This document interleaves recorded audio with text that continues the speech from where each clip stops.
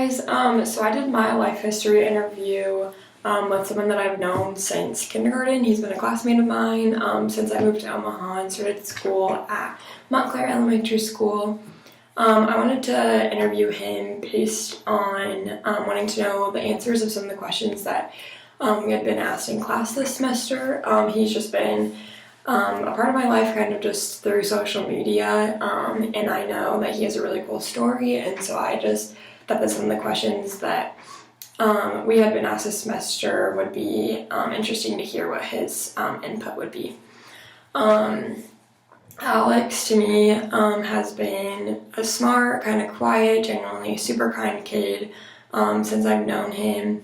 And like I said, I haven't really kept up with him personally since graduating high school, but definitely kept up with him over social media. He's an awesome photographer, posts really cool pictures. So yeah, so that's a little bit about Alex. When I started conducting the interview, I didn't tell him what the questions would entail at all. I just kind of told him that they would be fairly personal and kind of challenging questions that I wanted to ask him, and he could feel free to not answer any of the questions at any time. Feel free to add questions, anything like that. And I was honestly amazed at how transparent he was through the entire interview. From mindfithypothesis.org, self-identity refers to the global understanding a person has of themselves. Self-identity is composed of relatively permanent self-assessments such as personality, attributes, knowledge of one's skills and abilities, one's occupation and hobbies, and awareness of one's physical attributes. And I just put that in there because I thought it was interesting that when I asked Alex how he identifies, his answer was solely, I am a gay male. He didn't go into, I'm a student at UNO, I'm a photographer, I work with computers, anything like that. That was his whole answer to that question. And I was kind of surprised by that. He's a very interesting person to me, and so he could have answered that in many different ways, but he decided to solely identify himself as a gay male. And that kind of just showed me that he is proud to be open about that and to proclaim that statement to me without judgment from me. And so from there, I was a little bit interested in his gender identity. And in the interview, he says, and I quote, "I've always identified as a male, and that has never changed for me. It's a defining aspect of who I am, but I try not to make it a sole aspect of who I am because being male or a man is different for everyone. We should be able to express ourselves in a way that we see fit." And that's just his personality summed up. So I asked Alex what prompted him to come out. He came out on October 11th of 2015. He said that he started feeling comfortable with himself to come out to large audiences. And he remembers just the national attitude towards LGBT rights dramatically changing at that time, and that was reassurance for him that the time was right. I remember this too, just after graduating high school and starting college. That's kind of when I saw a shift. I know in high school it was a little bit less common for high school students at Millard North to openly express their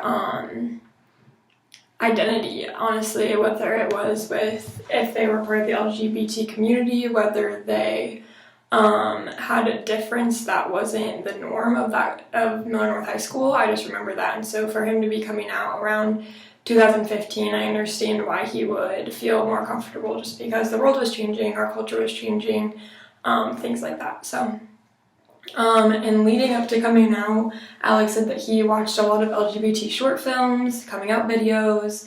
Excuse me, he said, "One issue that I think people in the LGBT community face is one that he struggled with the most was feeling that you are alone and no one understands what you're going through.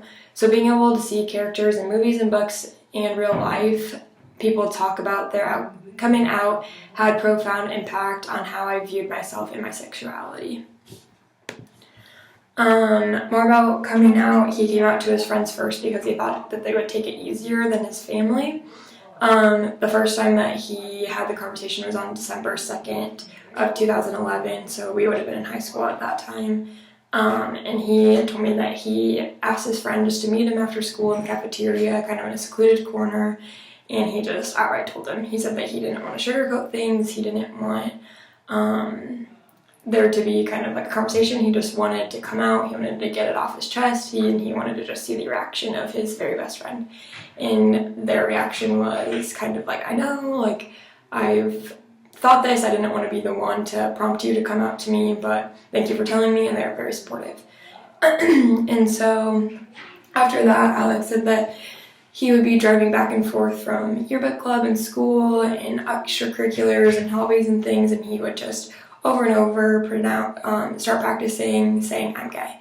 And he just wanted to do this because he wanted to be firm and assertive when he told people. He didn't want it to be like, well, I think, like, I have an interest in, like, learning more about this, nothing. Like, he just wanted to be able to proclaim that.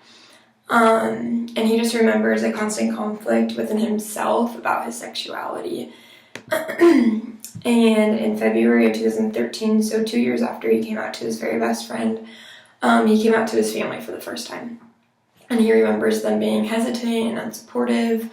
And his older twin sisters were more casual and pretty okay with it. They're 2 years older than Alex and I, and so at that time they would have been in college, just about to graduate college. So, and everyone else kind of just found out over social media. That's how I found out about Alex coming out. He posted it on Instagram, and ever since then I kind of have been following his story over Instagram and Facebook. He's very open about sharing his struggles and sharing, like, what is going on in the LGBT community in Omaha, which I think is awesome because it's cool that we are kind of transforming in that way and our culture is adapting to the LGBT community, and I think that's really cool. And it's awesome that he feels comfortable enough to invite his friends and his social media friends to things that are going on in Omaha area. So the next question I asked Alex was, have you felt any positive or negative repercussions since coming out? And he says, and I quote this from him, in terms of upsides, it has been such a relief being able to be myself around other people. When I was coming out in high school and the beginning of college, I felt trapped. I wanted to tell people I was gay, but I was worried about being treated negatively by people. But when I finally came out in October, it was a sigh of relief. And that was really awesome for me to just hear him say those words. Just because I see a lot of positive things over social media, but just knowing that he had that kind of sigh of relief after coming out, that was really cool for me to hear him say that. And so then I was just kind of curious about what made him fearful of coming out just all around to begin with, as he started coming out to more and more people. And he says that he remembers having a crush for the first time on a guy in 6th grade. So that was pretty far before he even came out to his best friend. And he wasn't sure really what to make of it at the time. He knew that wasn't the norm. He knew that it wasn't the norm for him to have a crush on a guy. He expressed to me that he felt like he knew he should have a crush on a girl, and that just wasn't the case.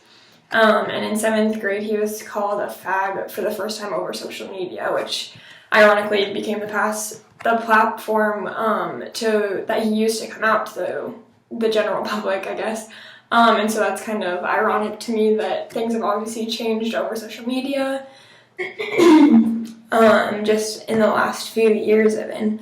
And he remembers a classmate being constantly bullied and berated for being gay, and he was fearful that even though that classmate at the time hadn't came out, people would make fun of him for his identity, and he just didn't want that to become part of his everyday life as well.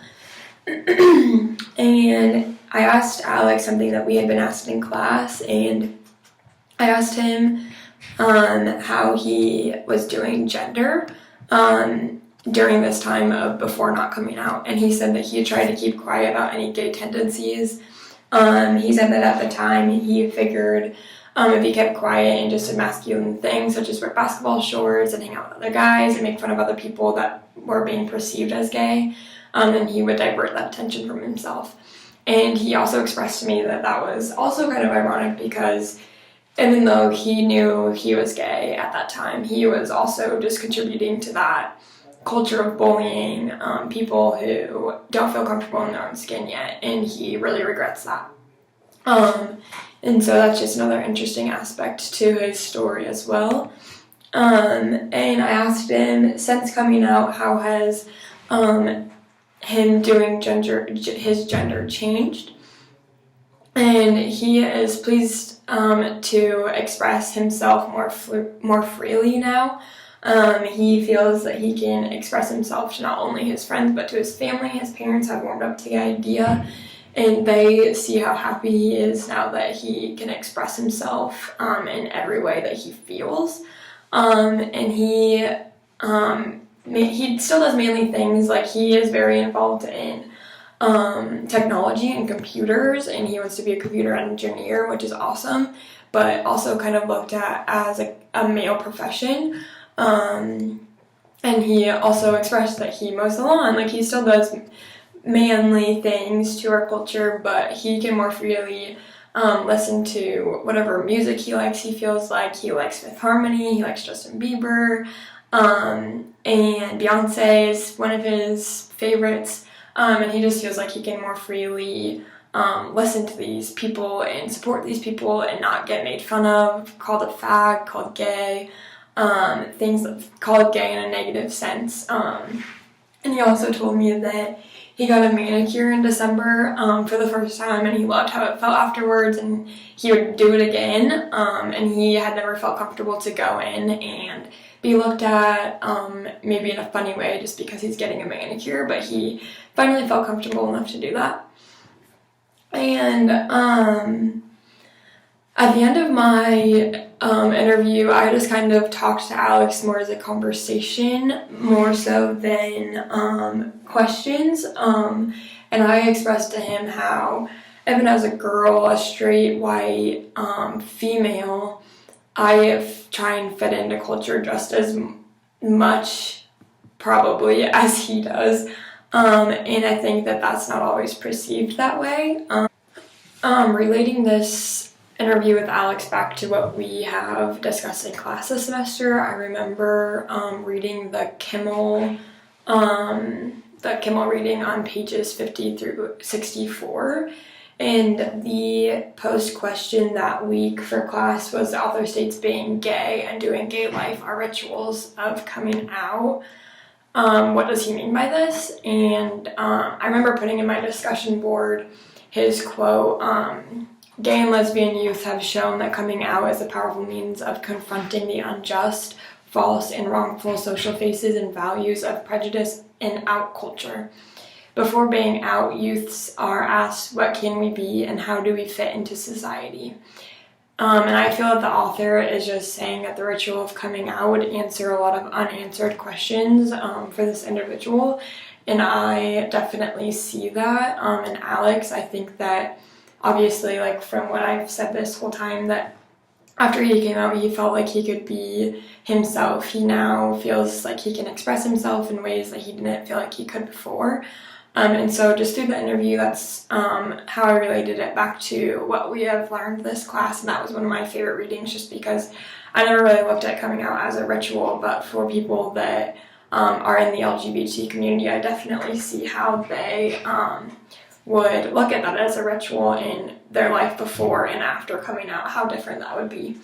So yeah, that's kind of all about my life history interview. I really liked getting to know everyone this semester. It's been awesome to read different perspectives and have some really cool discussions with everyone. And yeah, I hope you guys all have a great summer.